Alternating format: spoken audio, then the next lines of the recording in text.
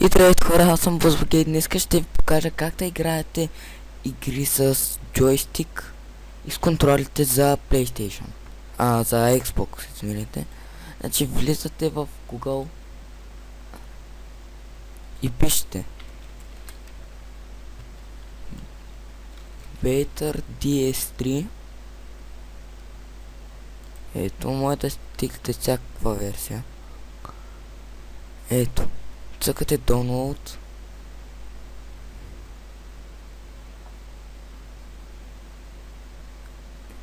И ето, тя ви е пусната тук.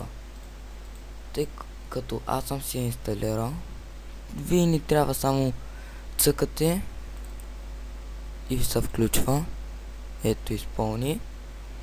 И се включва програмата, няма никакви инсталирания, тегления там 100 часа. И ако имате едно малко прозорче, ако цъкате, това е.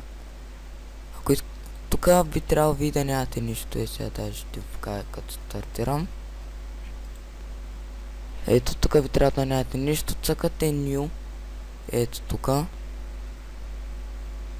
Xbox 360 и ето ви са такова, ви се слагат контролите. Пишете заглавия, например Xbox. Взимате си джойстика. Ако искате да разберете дали ви става, натискате тест. Ако вибрира, значи работи. Сейвате го и ето ви го. Apply, контрол панел и ето ви го. Това ви е джойстика, даже можете да се опитате, ето работи. Като работи, ето като трябва да изпише едно екранче, че го има. Ето даже сега ще ви демонстрирам с South Park.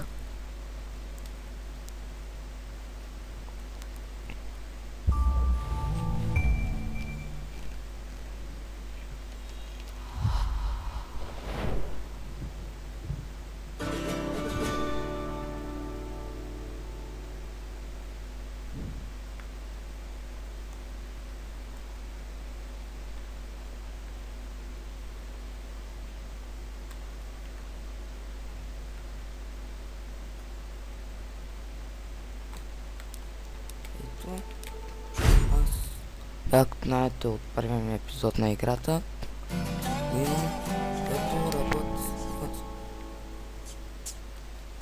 Ето, даже изписал контролите. Добре, дами и господа, това ще е за епизода, надявате ви е харесал. Ако е така, пишете в коментарите какво искате да видите в следващия клип и се виждаме тук в страница. И чао!